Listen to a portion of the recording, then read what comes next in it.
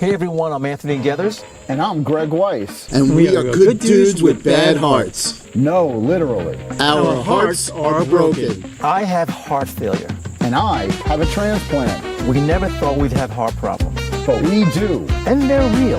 And they suck. And that's why we're here. To talk to you about heart failure, heart attacks, and everything that comes with these conditions. Each week we will bring you an episode featuring guests with heart issues. We're talking about doctors and health professionals. And we are talking about everyday people. Like you and I. Together, we'll share useful information. Providing useful lifestyle tips. And how to prepare heart-healthy meals. We'll tell our stories and hopefully make your hearts better. Welcome to Change of Heart.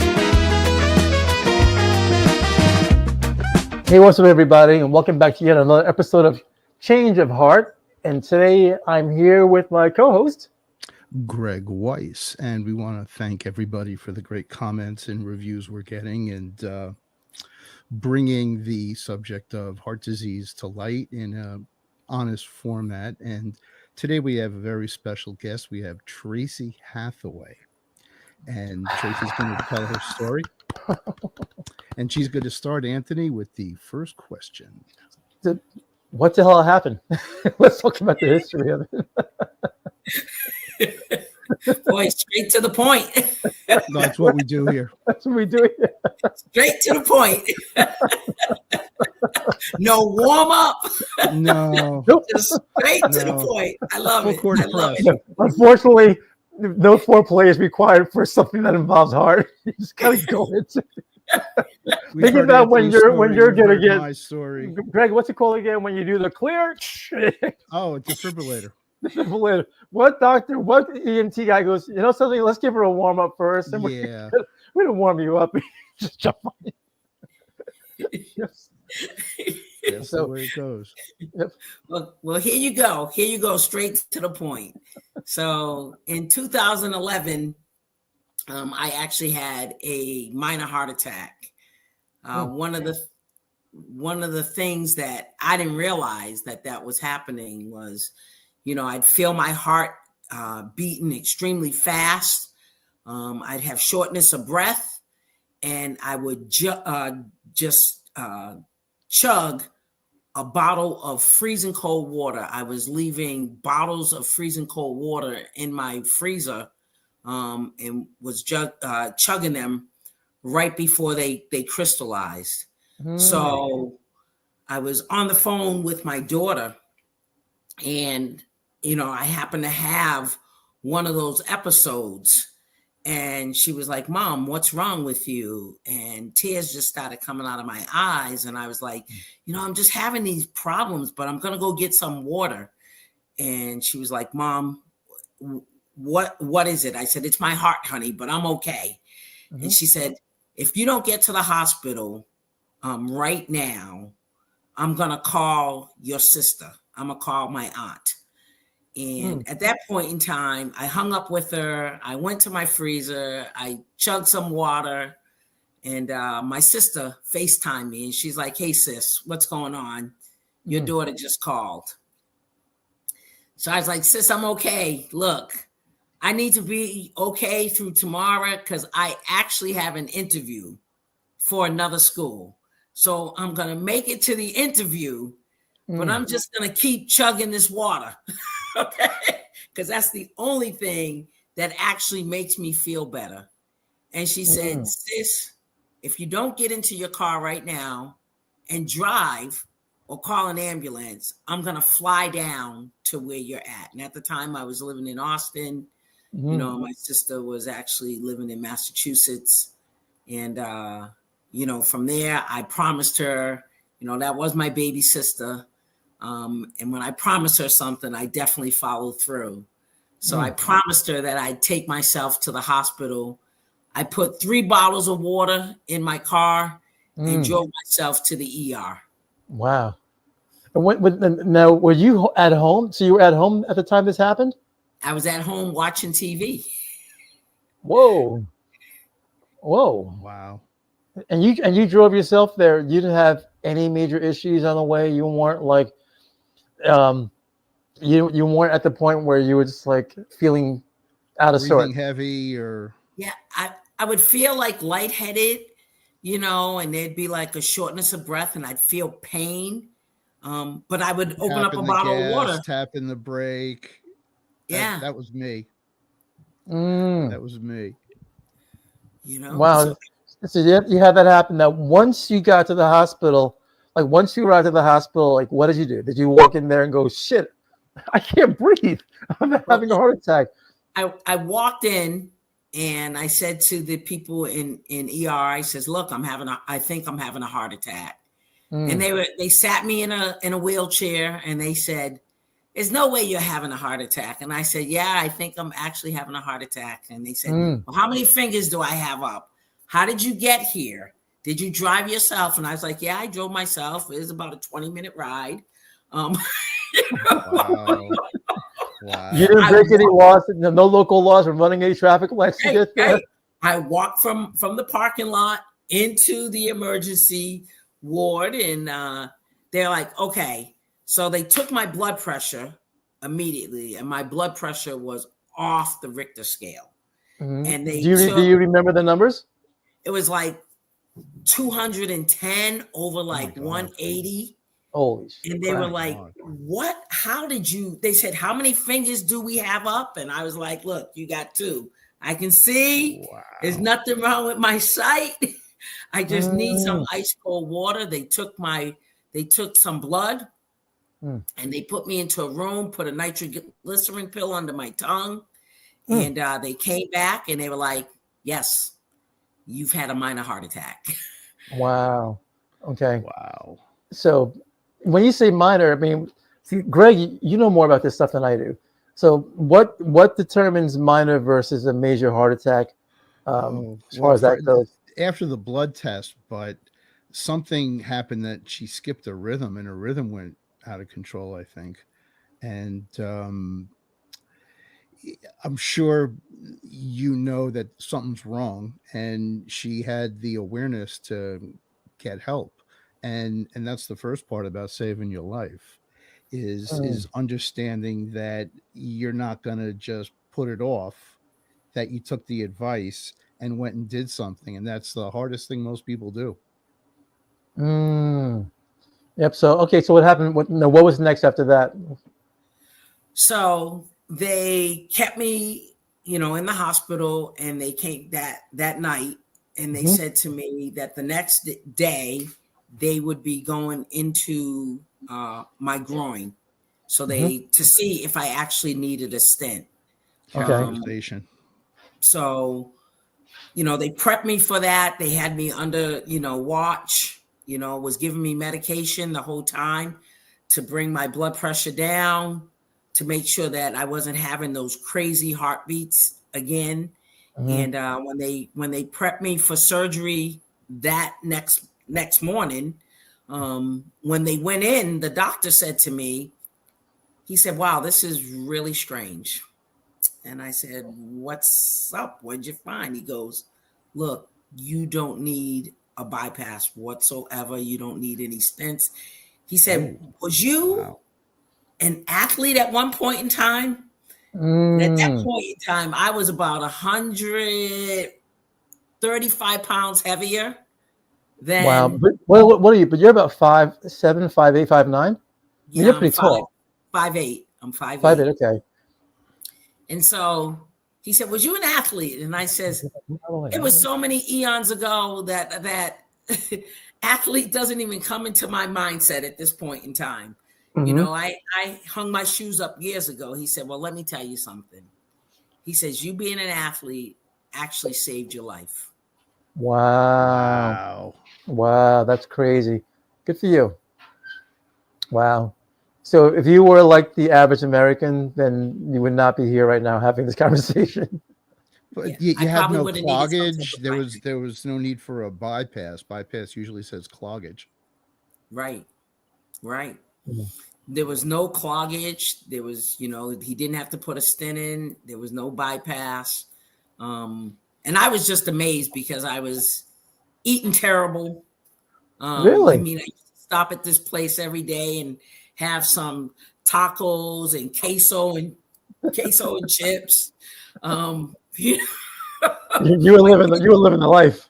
right. My kids were grown, so I didn't have to cook any more balanced meals. I was like, you know what? This is great. Fast food. Yeah. Every possible thing. Look. The epitome. I mean, but look, sometimes you got to go through that. And I was explaining, let me interfere for a second there. I was trying to explain to a buddy of mine because he's like, he goes, you seem to enjoy going to the gym. I go, no, I don't. I hate going to the gym. I go because I like the end result. I said, we all know eating badly is much better than behaving well and eating well. I said, behaving like a maniac is much cooler than being a goody two shoes. I go, let's be realistic. Right. I go, it's a lot more fun to do that. I said, I do it because I have to do it, and I enjoy the results. The process sucks. I don't like the process. Getting up and running and 5 a.m, 4 a.m, whatever hour that hitting the gym, and then trying to maintain a level of discipline. I hate that crap. I just don't want to deal with the repercussions in the long run, especially at this age. But as you were saying, you were eating badly, and you were enjoying yourself in the process. Right. And the funny thing is, I work with student athletes. So the funny piece, I was like, look, exercise, I'm going to get that through osmosis. Right. Well, I hear you. I worked that hard when I was your age. And at this point in time, I don't have to do this anymore. Well, like you've earned your stripes. So if you don't earn my stripes, I don't have to do that. Exactly. The coach yelling at me, getting up, running and working out at 5 o'clock in the morning, and then having a crazy practice later on during the day. Yep. I was like, that's for the birds. I've already been there, done that, and these young bucks at this point in time can do all of it because I'm just going to actually enjoy myself. Good for you. Wow. So you ended up the following morning you went through, and how long was it? First and foremost, how long were you in the hospital for? So I was in the hospital for 3 days.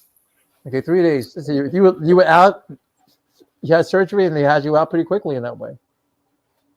Yeah, they had me out right away. They're like, wow. As a matter of fact, they wanted to keep me a little longer, but I was like, I'm ready to go home. I want to go back to my couch. Okay. I don't mind frying chicken. I don't mind eating fast food. I want to get back home. Wow. You had a good catheterization that they let you out. Yes. Wow. So great. Explain that, because that's something that like my situation I didn't have any surgeries. So a lot of it. So I'm still learning about how that works with catheterization and stents and all that. Catheterization is the internal test that they give you to make sure that everything is.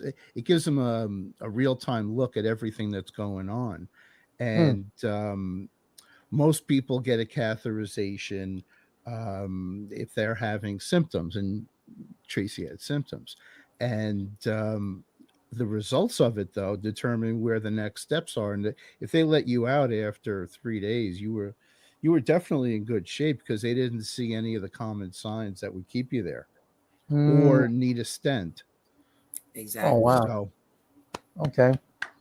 Yeah. So yeah, that's a big congratulations. That's a round of applause. Transplant. I got catheterized 18 times in 1 year. Wow. That's what they do to check your organs are okay. Wow. Right. November, I'll be 4 years out. Wow. So congrats. Oh, thank you very much. I had a complete change of heart. Yep. No, it's tough in that way. So let's talk about, were you weak? Like how long did it take for you to get back into just your normal everyday routine after you spent 3 days in the hospital? Well, it took about 3 weeks to a month. But at that point in time, like, I don't know. I just don't follow too many orders. I'm not good. I wasn't good when I was in the military. I wasn't good. Wait, right. Wait, what branch were you in? I was in the Navy. You were Navy. Wow. Thank you. Congratulations. Thank you. Yeah, thank you for being a sister of the military. Yeah, I keep forgetting. Air Force. Yeah.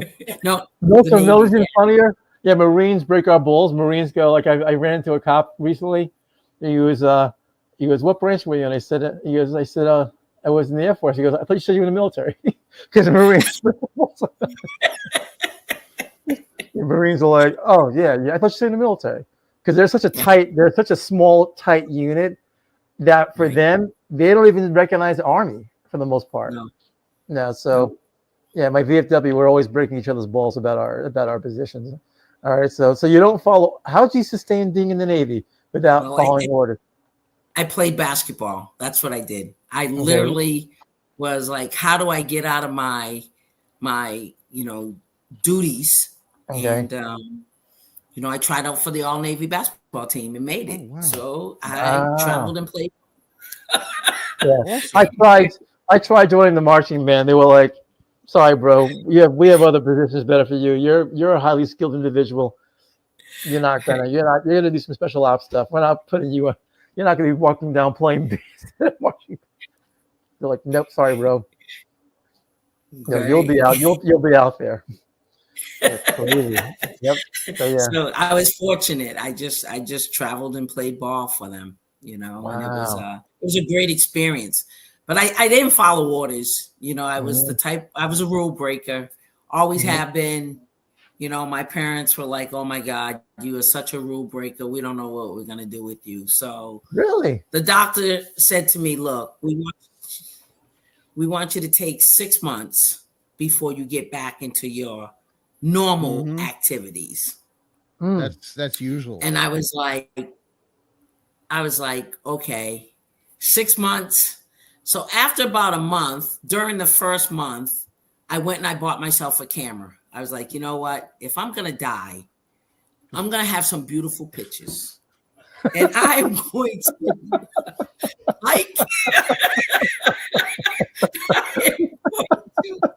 travel. I just have this image of you. Some guy finds you, you're killed over. Oh boy. There's your pictures. When she dies, she still looks good. Her family member. You used to want those pictures to be the ones at your funeral. Oh God.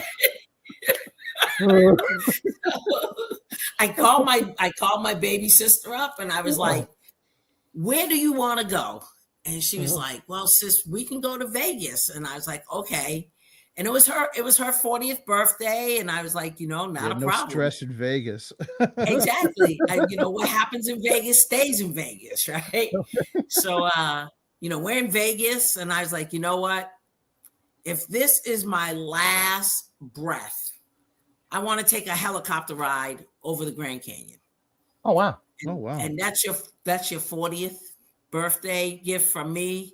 And so we went and took a helicopter ride, landed in the Grand Canyon.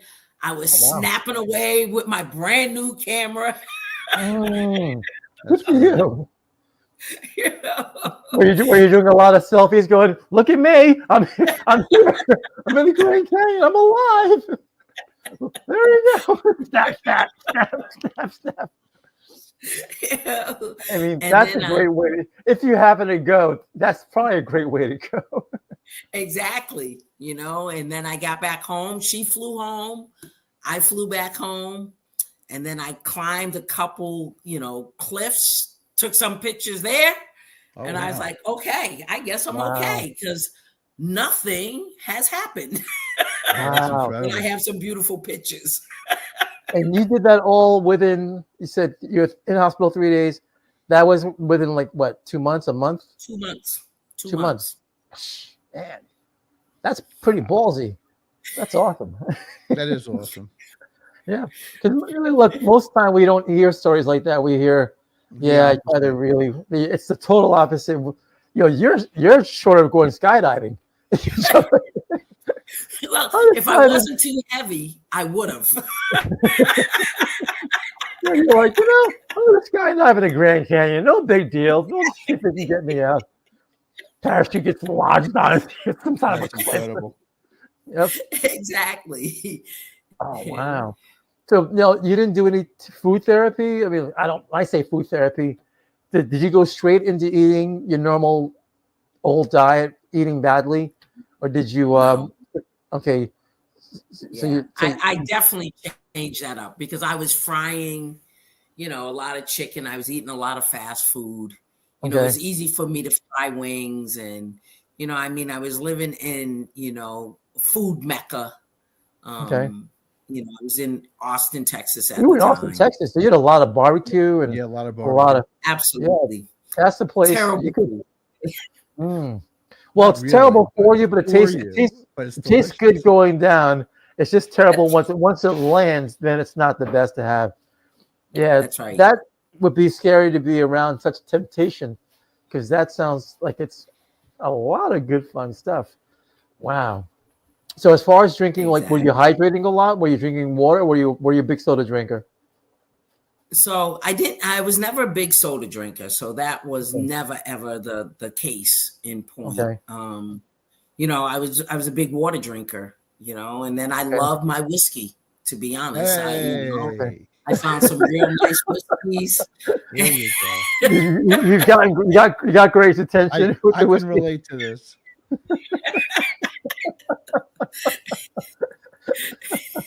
You love your liquor. You love Yeah, your no, it's all good. Yeah, Better than the soda. Yep. exactly. It surely is. Yep. Yeah, no. Well, it sounds like you get better I've turned results away from it, at from least. both. I started tea. I started brewing tea and making iced tea.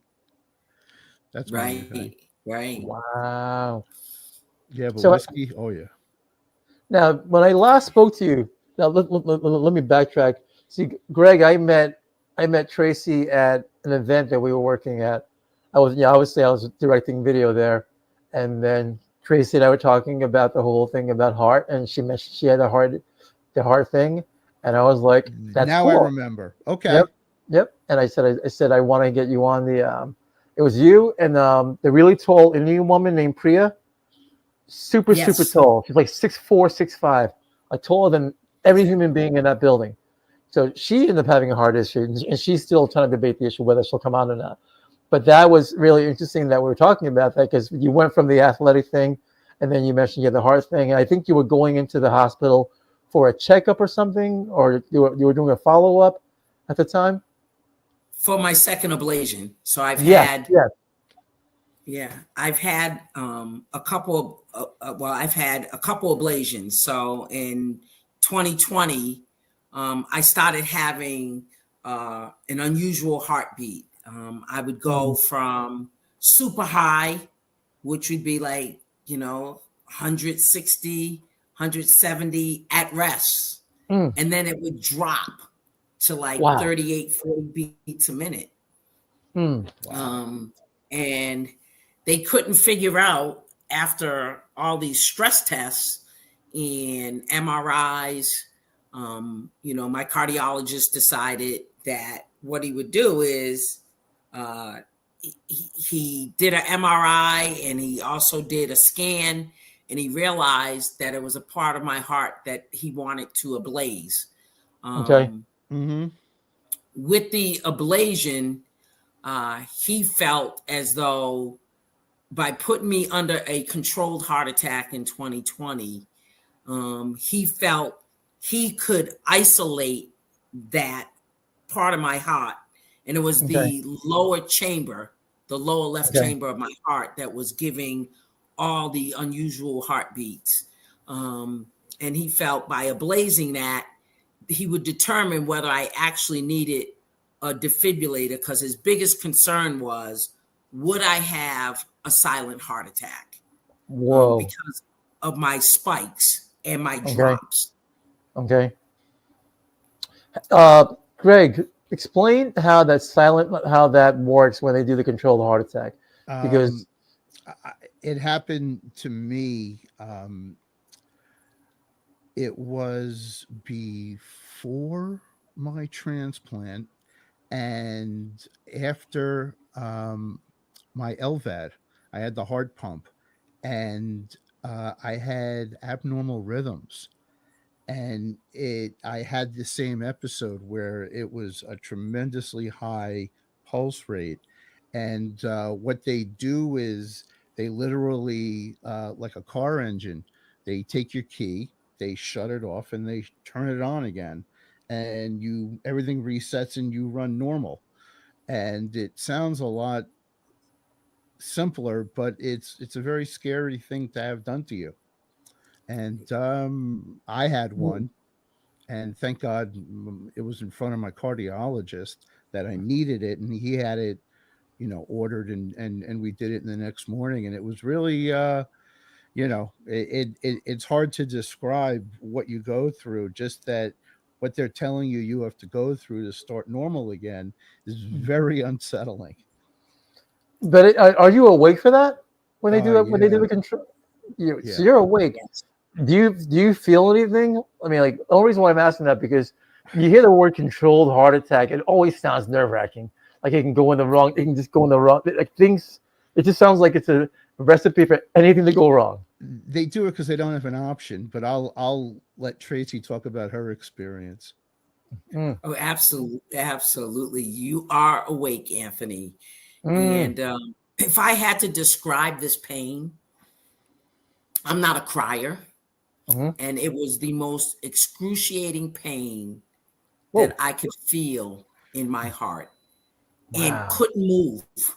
Like tears were just running down the sides of my eyes. And they call it a controlled heart attack because they can see everything that's going on. My cardiologist was, trying to figure out the exact spot in my lower left chamber. And he realized that the extra beats were coming out of my upper right chamber, right near my main artery.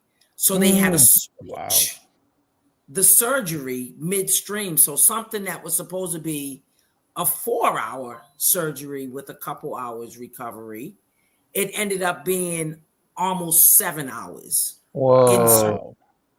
And you talk about being awake. I was awake through the whole thing. When he switched the surgery, he said to the nurses, "Get to the top of her and talk to her because we're losing her." And the nurses said to me, "Close your eyes and think of some place that you would rather be." And I Not looked there. at them and I said, "I am not closing my friggin' eyes, because if I close my eyes, I'm not opening them up." Wow. Yeah, That's this nerve wracking. These are things that we like to, I don't want to say hear from, everyone's experiences. People have heard mine, they've heard Anthony's, and yours is unique.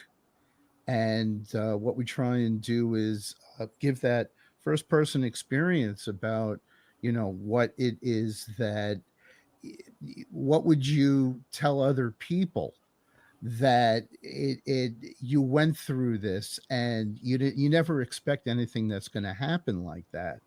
And when they tell you think of another place, and I mean, eventually you do. You're under a lot of stress, you're under a lot of aggravation, there's all this emergency going on.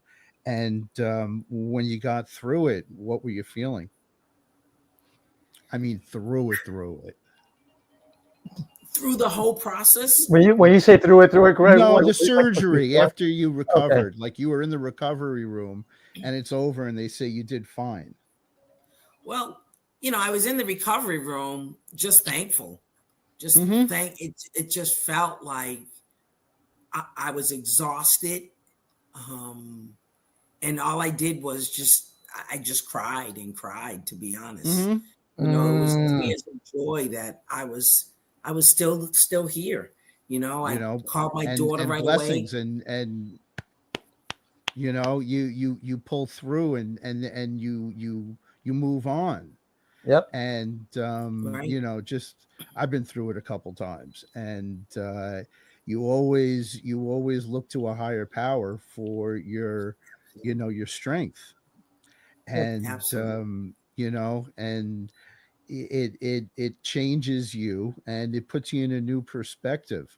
So how long were you in the hospital after the surgery? Well, I'm a fighter. Okay.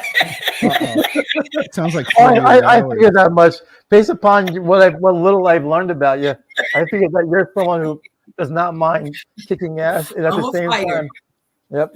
So they wanted to keep me overnight to observe me. And my oldest daughter wasn't in the state, and she was like, Mom, just stay overnight. And my youngest daughter, who lived in the same state, was like, Mom, are you really gonna do that? I said, honey, I'm gonna have someone come pick me up, and I'm going home because I want to sleep in my own bed. So she was like, I can't believe you. She says, I can't believe you. I says, I am telling them to discharge me. I don't care that it is 9 o'clock at night. They are discharging me right now. I have, and they did.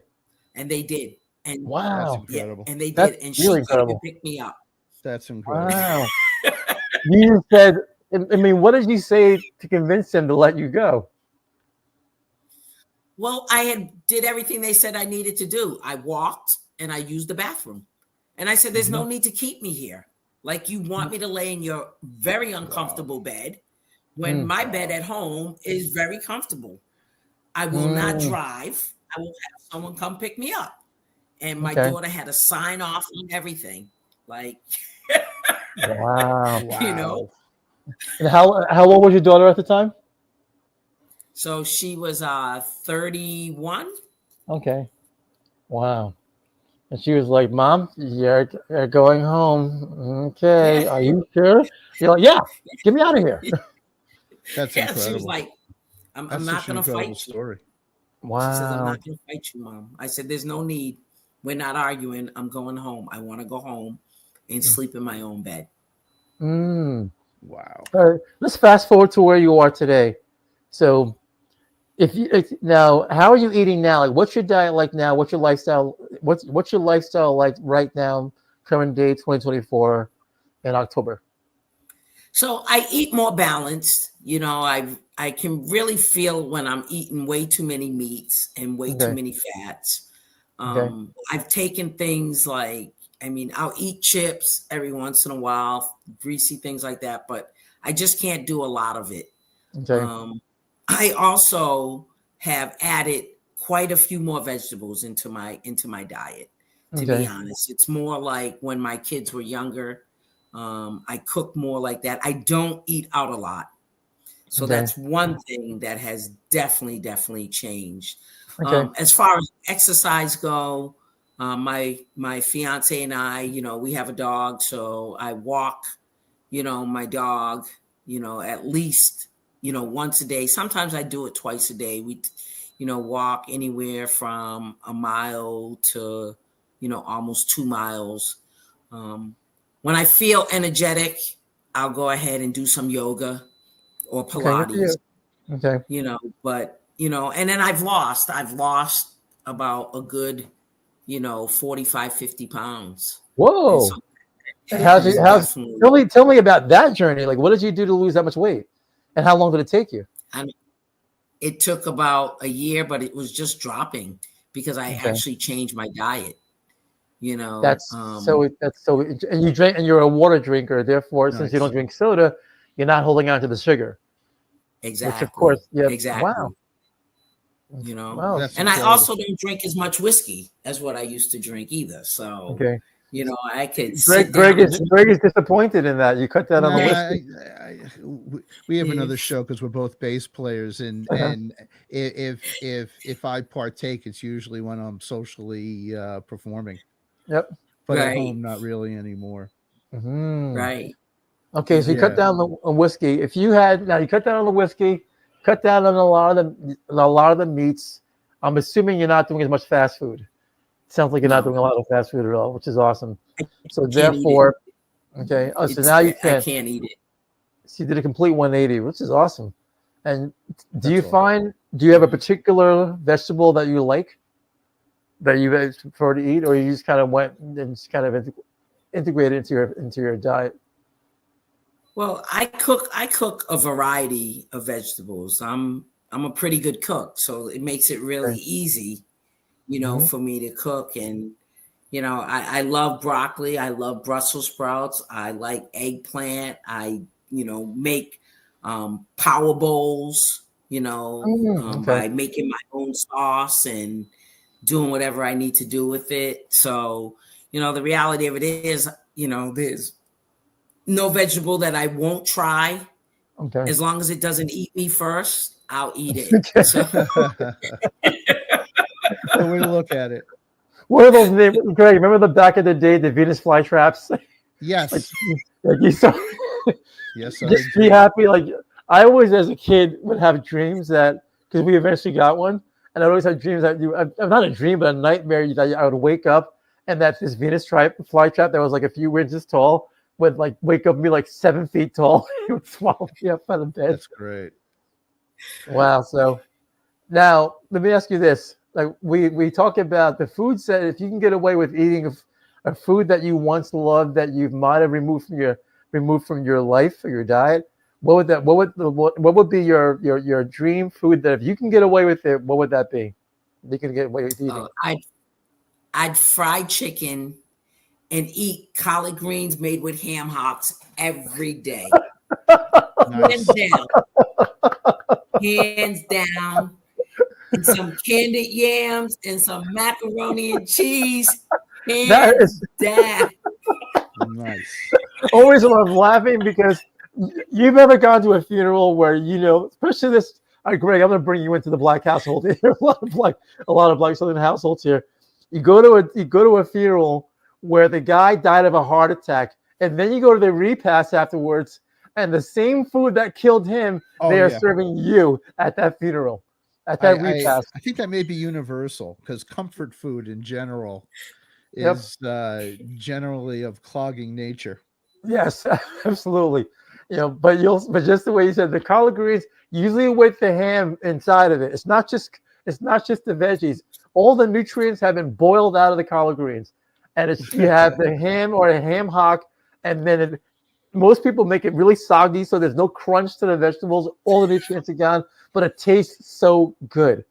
And then you have all the mac and cheese. And then a friend of mine made a four cheese mac and cheese. She's got like mozzarella, cheddar, American. I mean, I'm like, so are you trying to kill us? That's crazy. Is that what you're trying to do? 4 cheese mac and cheese, and she's so proud of it. Crazy. Yep. So yeah. So that's a pretty good laundry list of food you want to eat there. So now, but in place of that, you have to have Brussels sprouts and broccoli instead. I mean, do you miss it? Do you miss eating like that? I still have my collard. Okay. No, not really. Okay. Not really, because you can spice up foods and you can make them taste, however you want them to taste. And as long as I have a variety of fresh vegetables, I'm good. I won't buy, like the frozen vegetables. I won't buy canned vegetables, so everything is fresh. If I'm making some type of, beans, I buy the dry beans and then make the beans. Okay. So again, everything is literally fresh. Wow. Do you check your blood pressure at all? So I don't, but when I go to the doctors, okay. I do go to the doctors normally. I go to my dentist normally, and my blood pressure has been, straight to the point, pretty normal. Okay. Reading, awesome. Anywhere from 120 over, 80 or 90, usually not getting up over 130. So it's pretty good. Okay, that's pretty good. That is pretty good. Awesome. You don't get white coat syndrome when you visit a doctor, because my blood pressure is normally pretty low, but when I go to the doctors, it spikes up by 20 points. No. Yeah. Good for you. Good for you. Yeah. Yeah, that's always a tough one. I test mine every day. I usually do it after I meditate. I'll meditate first, and then I'll test it. And normally, it's pretty low. That's cheating. It is cheating, actually. That you're absolutely correct, because you want to test it after you do some movement. But I know that's going to be. I know this will be below. Like this morning, it was 112 over 70, over 60, so over 68. 112 over 68. After meditating? After meditating? Yeah. That's very good. Yep. So before that, before meditating, it was 119 over 76. So I generally get it close to that. And then and my BPM and my beats per minute, probably about 60 for the most part. But that's only because the doctor said to me, the cardiologist said to me, you're not working out for weights anymore. So I lost a lot of muscle, because once that happened, he was like, well, you're not working out for your muscles anymore. Because actually you are, but you're working out for your heart. That's your biggest muscle right now you need to focus on. So that means up the ante on your cardio and do less weights. He goes, besides, do you really want to get caught out there 275 pounds while you're doing a bench and something goes wrong? Do you really want that landing on your chest? And I was like, good point. Good point. Yeah, I would not want that to happen. So what advice would you give to, this is a lot, Greg and I talk about this a lot, where people are not aware of the fact that something could be going wrong. And does a lot of times. Like I never thought that I was, I went to Europe. Greg and I were planning on doing some stuff prior to me leaving to Europe. I went to Europe. I came back. I had heart failure. Went there. I had a slight cold. Did not realize that cold turned into something really major at that point. So like, what would you say to people? Get your heart checked. Cut down on the fried foods. Less ham hocks and collard greens, and don't feed the comfort foods at the repast. Don't feed the people the food. Exercise, not bending your elbow as much. Yeah. true. Exactly. You're not doing those doing those arm curls. Exactly. Yep. But it's so true. That's right. No two-fisters, okay? No two-fisters.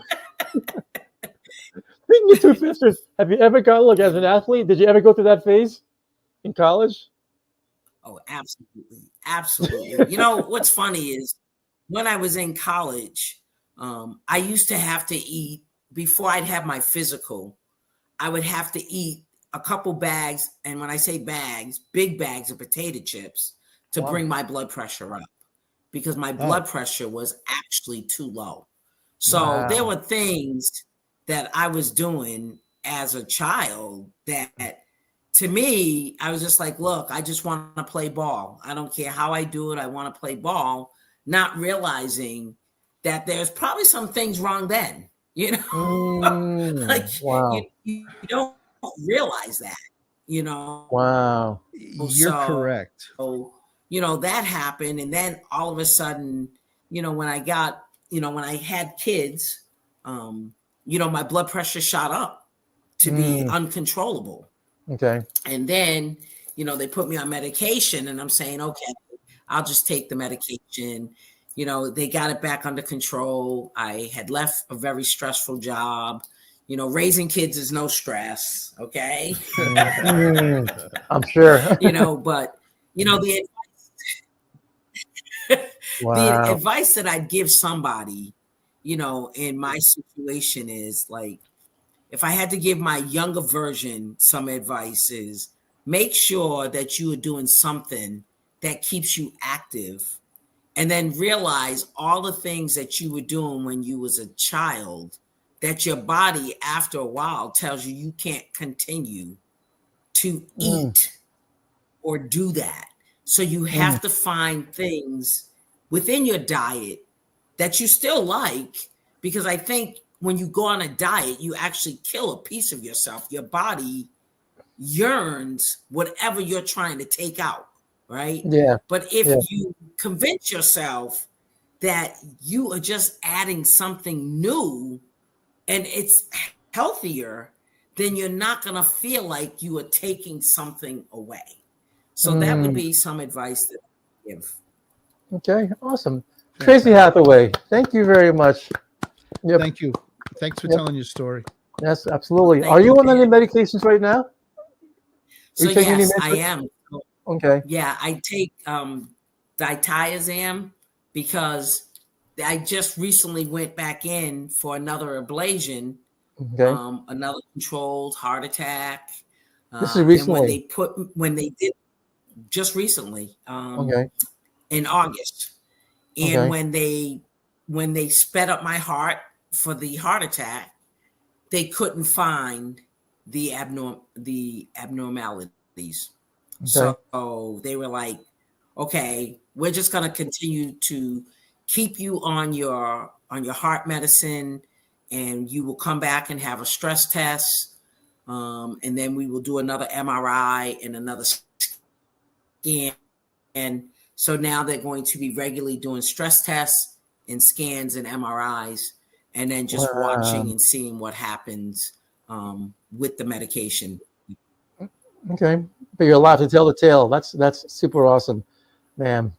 But I also figured this life, it's like when you hear about that, you're going to be on this stuff. It's like, man, it's almost like forever. Like you're like I had my annual, and the doctor said that my heart's performing above normal, and I said that's cool, but I want to get off some medications. He said, okay, I'll take you off of Farxiga and take you off of aspirin. And then I got to call the hematologist and have him decide whether or not I can come off of Eliquis. But I know at least 2 of them I'll be on for life. And I always wonder, I go, is it because I really need it, or is it because you guys get the money from the insurance? It's quiet revenue. It just comes in while they sleep, knowing that I'm on. Yep. So yeah, it's crazy. All right. Tracey, thank you very much for doing this. This is awesome. Thank you so much. Yeah, so if you're the only one that has any heart issues and they want to talk about it, tell them to reach out to us. Absolutely. Yep. Shall do. Well, thank you for having me. Absolutely. It's been a pleasure for me to share my story.